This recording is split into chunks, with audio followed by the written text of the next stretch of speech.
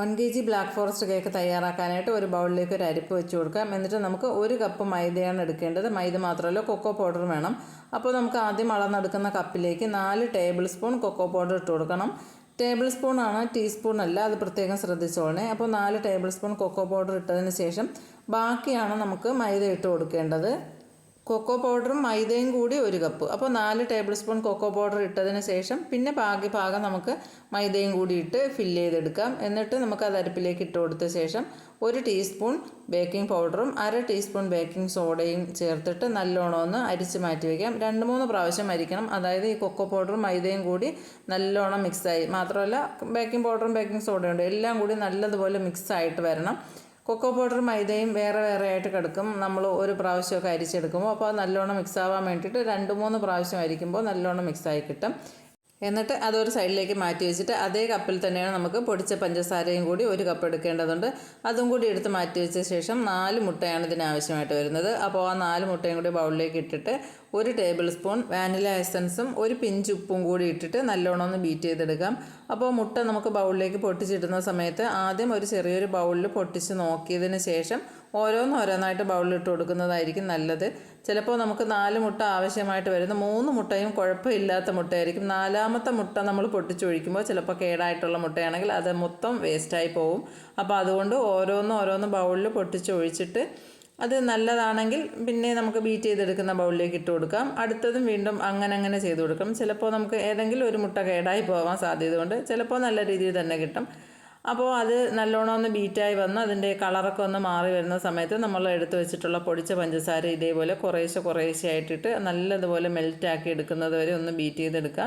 അതിന് ലോ സ്പീഡിൽ ഇട്ട് വേണം പഞ്ചസാര ഇട്ട് കൊടുക്കാൻ. അതിന് ശേഷം പിന്നെ സ്പീഡ് കൂട്ടിയിട്ട് നമുക്ക് ഹൈ സ്പീഡിലിട്ടിട്ട് നല്ലതുപോലെ ബീറ്റ് ചെയ്ത് ബൗൾ ഇതേപോലെ ഒന്ന് കറക്കി ചെയ്ത് കൊടുക്കുമ്പോൾ എല്ലാ ഭാഗത്തും ഒരേപോലെ മിക്സായിട്ട് നല്ലോണം മെൽറ്റായി വരും. പഞ്ചസാര നല്ലോണം മെൽറ്റായി കിട്ടണം.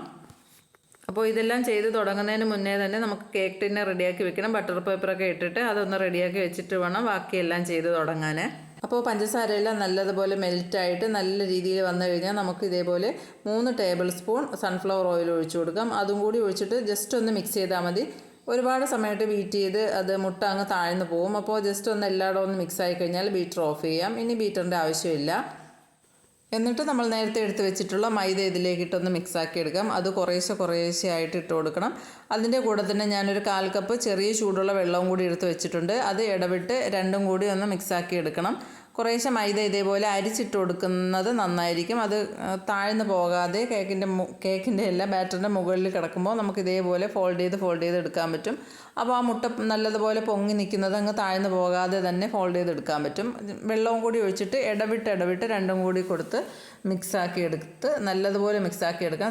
ബൗളിൻ്റെ സൈഡിലൊക്കെ ഇരിക്കുന്നതെല്ലാം ഒന്ന് നീക്കി കൊടുത്തിട്ട് വേണം മിക്സാക്കി എടുക്കാൻ. മൈദ ഇട്ട ശേഷം മിക്സാക്കി എടുക്കുമ്പോൾ ഒന്ന് സാവധാനം ഫോൾഡ് ചെയ്തെടുത്താൽ മതി. ഒന്ന് കുത്തിക്കുഴച്ച് എടുക്കുന്ന രീതിയിൽ എടുക്കരുത്. കേക്കിൻ്റെ ബാറ്ററങ്ങ് താഴ്ന്നു പോയിട്ട് നമുക്ക് കേക്കിന് ഒട്ടും ഹൈറ്റ് കിട്ടാൻ പാടായിരിക്കും.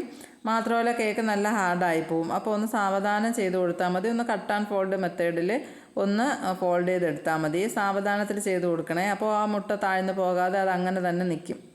2-3 ബാച്ചായിട്ട് വേണം മൈദ ഇട്ടൊന്ന് മിക്സാക്കി എടുക്കാൻ. പിന്നെ നമുക്ക് വെള്ളമോ പാലോ എന്താണ് നമ്മൾ എടുത്തിട്ടുള്ളത് അതും കൂടി ചേർത്തിട്ട് ഇടവിട്ടൊന്ന് മിക്സാക്കി എടുക്കണം. പിന്നെ എല്ലാം കൂടി ഒന്ന് മിക്സ് ആയി കഴിഞ്ഞാൽ നമുക്ക് ഇതേപോലെ വിസ്ക് മാറ്റിയിട്ട് സ്പാച്ചിൽ വെച്ചിട്ടൊന്ന് മിക്സ് ചെയ്തെടുക്കാം. സ്പാച്ചിൽ വെച്ചിട്ട് ഒരുപാട് അങ്ങ് മിക്സ് ചെയ്തെടുക്കരുത്. അത് എന്തെങ്കിലും മിക്സ് ആവാതെ കിടപ്പുണ്ടെങ്കിൽ അതെല്ലാം കൂടി ഒന്ന് മിക്സാക്കി എടുക്കാൻ വേണ്ടിയിട്ടാണ്. അതിൻ്റെ സൈഡിലും ബൗളിൻ്റെ സൈഡിലും ഇരിപ്പുണ്ടാവും. പിന്നെ കേക്ക് ബാറ്ററിൻ്റെ അടിഭാഗത്ത് ഓയിലോ പാലോ അങ്ങനെ എന്തെങ്കിലും കിടപ്പുണ്ടല്ലോ അതെല്ലാം ഇങ്ങനെ മുകളിലേക്ക് എടുത്ത് കൊണ്ടുവന്ന് എല്ലാം കൂടി ഒന്ന് മിക്സാക്കി എടുക്കണം. അത്രയേ ഉള്ളൂ. അത് കഴിഞ്ഞ ശേഷം നമുക്ക് നേരത്തെ ടിന്നിൽ റെഡിയാക്കി വെച്ചിട്ടുണ്ടായിരിക്കണം.